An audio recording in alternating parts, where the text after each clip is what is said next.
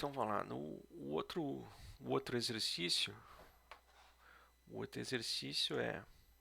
ele diz assim, considere uma função que pega no plano cartesiano e leva na reta. Então essa função é S de alfa e beta, que é a soma de quadrados de resíduos aqui, né? Soma de i igual a 1 até n, yi menos alfa menos beta, e você tem valores dados, um conjunto de n pares ordenados x e y.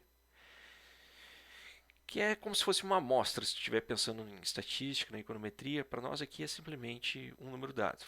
Aí você tem restrições de parâmetro, e aí eu vou fazer uma conjectura ali. Então a brincadeira é você tentar fazer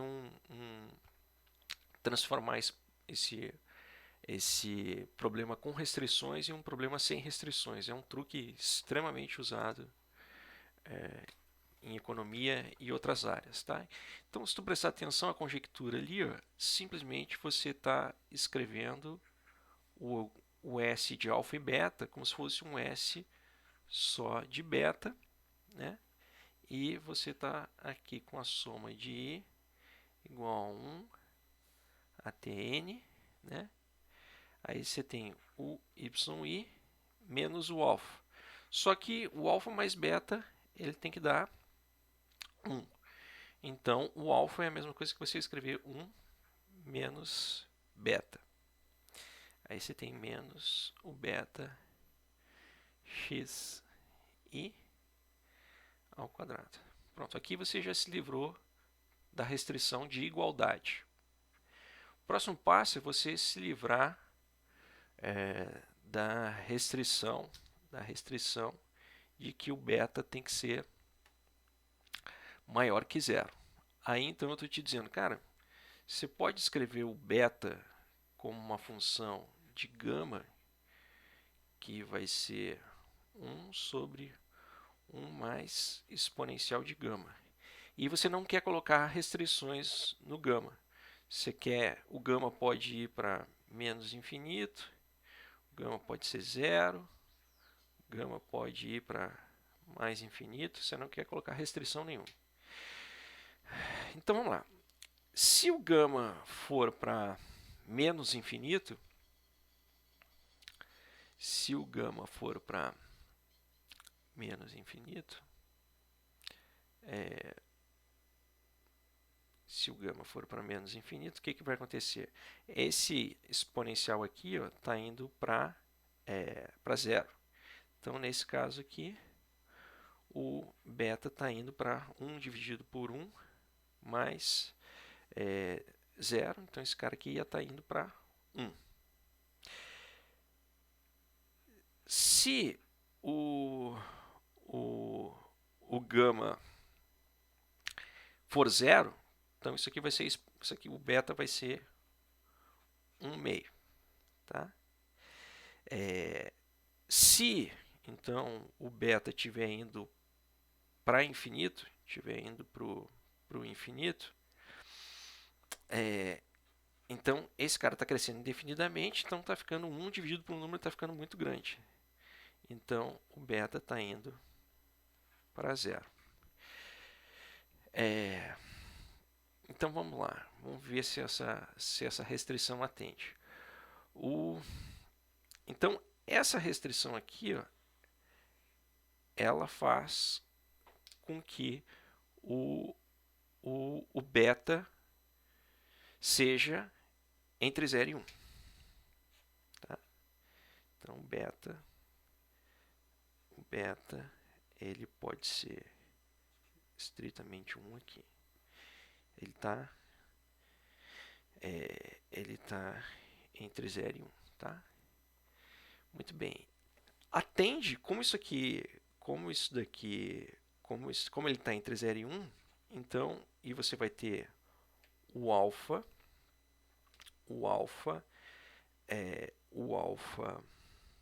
que vai ser igual a 1 menos o beta, né? Então, o que acontece? Sob essa restrição, se o beta for 1, ele vai ser estritamente zero, e ele nunca vai ser exatamente zero, então esse cara nunca vai ser exatamente 1. Então, o que está acontecendo? Sob essa restrição, você consegue garantir que a restrição de igualdade ela vai ser aceita e o alfa e o beta são estritamente positivos, tá?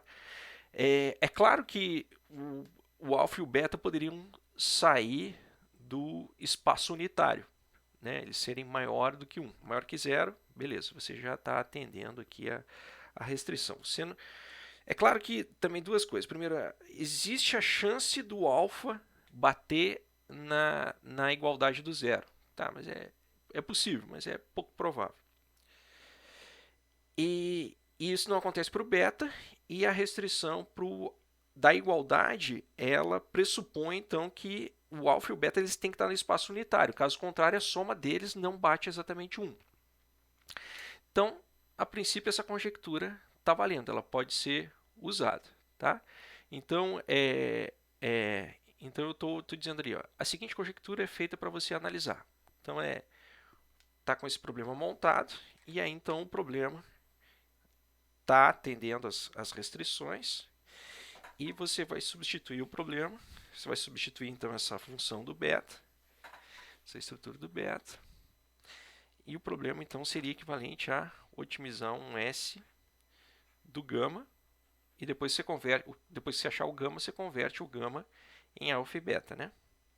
De igual a 1 até n, aí você vai ficar com o y menos 1, aí você vai ficar com quem aqui? Mais, né? Você vai ficar com menos 1, aí você vai ficar com menos beta, menos com menos vai ficar mais beta, menos beta xi ao quadrado. Então isso aqui é a mesma coisa que você escrever soma de igual a 1 até n, yi menos 1. Aí você vai colocar em evidência mais beta, e você vai ficar com 1 menos xi ao quadrado.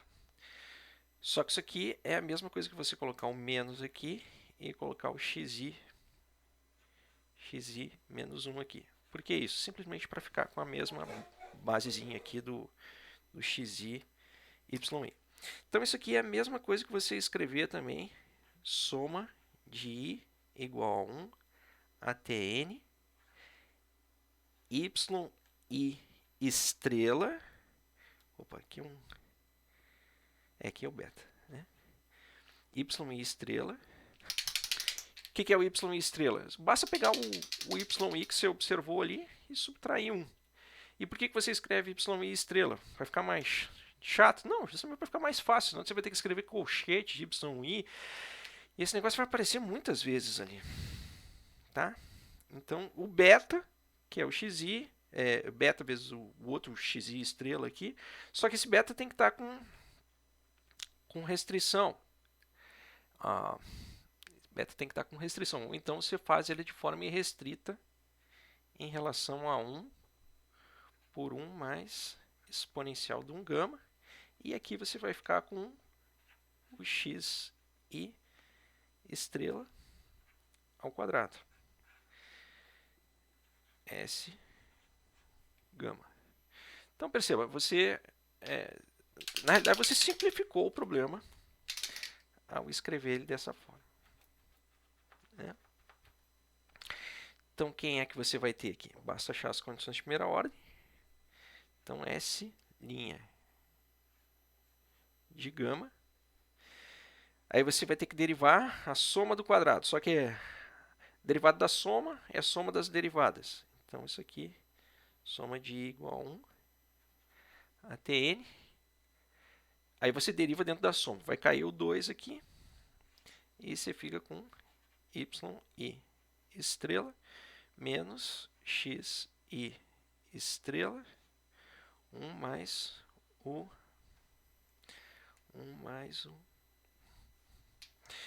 exponencial de gama. O 2 menos 1 vai ficar com 1 aqui.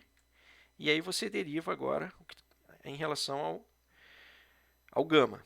Você vai ficar com menos 1 aqui, por conta desse menos 1 aqui, você vai ficar com um xi estrela aqui.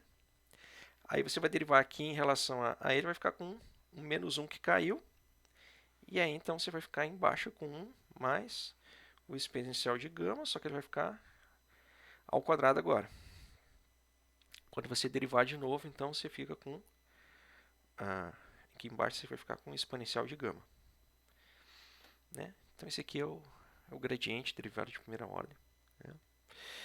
Derivado de primeira ordem. Muito bem. Então no ótimo isso aqui vai ter que dar 0. Muito bem. Agora perceba, isso daqui dá 0 é a mesma coisa que você dizer que soma de i igual a 1 a tn. O 2 passa para lá, vai embora. O menos 1 vai para lá, vai embora. O menos 1 passa para lá, vai embora. O exponencial de gama pode passar para lá, está multiplicando todo mundo. 1 dividido por exponencial está indo para lá, vai tudo. Então você fica com yi menos xi estrela 1 mais exponencial de gama, só o xi estrela. Isso aqui tem que dar 0.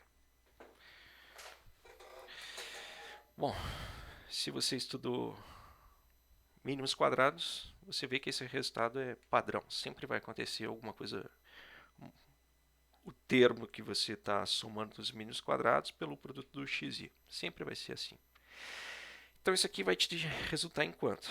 Isso aqui vai te resultar em soma de i igual a 1 a tn yi estrela xi estrela. E do outro lado você vai ficar então com soma de i igual a 1 a tn xi estrela ao quadrado, né, dividido por 1 mais exponencial de gama. Mais exponencial de gama. Então você fica com quem? Então, ó, 1 mais exponencial de gama é igual a soma de xi estrela ao quadrado. A soma está de i igual a 1 a tn. Vou deixar essa soma, porque a gente já sabe como é que ela está funcionando. Aqui vai ficar com a soma de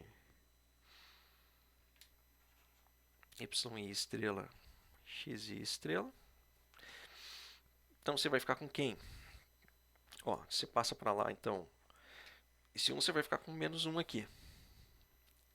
Para colocar em evidência o gama, vai ser logaritmo. Então isso aqui vai ser ln de soma xi estrela ao quadrado soma de yi estrela xi estrela menos 1. Tá? Então vamos lá. Desde que essa razão aqui não seja 1, e por sinal você ia ter 1 menos 1 ia ser logaritmo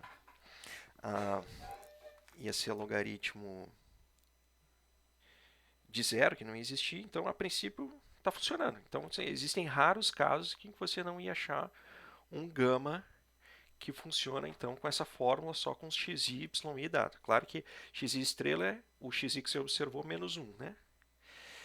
E ele atende às restrições, do jeito que a gente já fez. Então, aqui, a princípio, você tem um problema, a conjectura está funcionando, as coisas estão funcionando bonitinhas. Então vamos lá, vamos ver o que a gente tem aqui.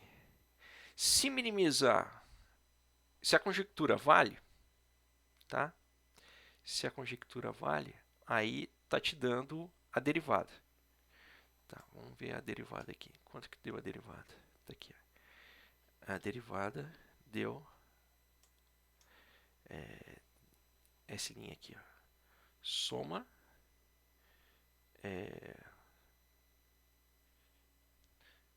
esse aqui deu errado porque precisa do 2. Ó. Então esse aqui não está valendo. Está faltando 2 Tá faltando 2 aqui e tá faltando outro menos 1. Essa aqui não tá valendo. Vamos ver outra que tenha o gama aqui pra gente. Essa aqui também não tá valendo. Vamos ver a outra. Se a conjectura vale, então isso aqui implica que 1 mais a exponencial do gama vezes xi tem que ser igual a zero. Mas isso aqui também não está valendo, porque não está batendo aqui com o valor que a gente bateu.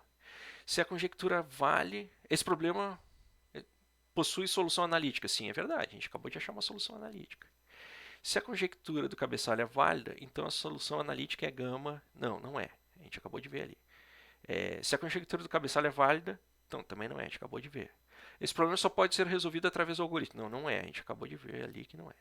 A solução, a conjectura leva a gama xi estrela ao quadrado menos 1. Está valendo. Esse daqui está valendo. Se minimizar, você vai ficar com 1 sobre 1 mais exponencial. Não, não está valendo. Esse problema de minimização só pode ser resolvido com um lagrangiano. É falso. A gente resolveu sem um lagrangiano. Resolver esse problema... então, o gradiente do problema precisa ser necessariamente em termos de beta, mas não de alfa. Não, não tem nada. Isso aqui é só para embaralhar. Não tem nada a ver com isso.